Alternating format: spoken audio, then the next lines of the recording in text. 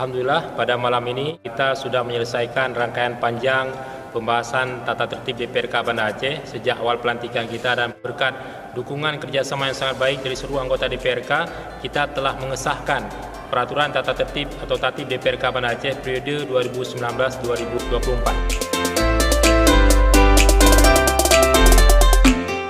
Dan alhamdulillah yang cukup menggembirakan berkat kekompakan, kebersamaan dan sistem musyawarah yang kita gunakan, pada malam ini kita telah memilih dan menetapkan para pimpinan kelengkapan Dewan.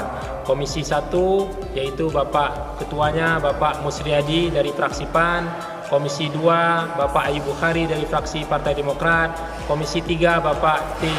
Arif Khalifah dari fraksi Gerindra, dan Komisi 4 Ibu Tati Mutia Asmara dari fraksi PKS. Kemudian juga Badan Legislasi atau Banlek, ketuanya dijabat oleh Bapak Heri Julius dari fraksi Nasdem PNA, dan sekretarisnya yaitu Ibu Syarifah Munira dari fraksi P3PA.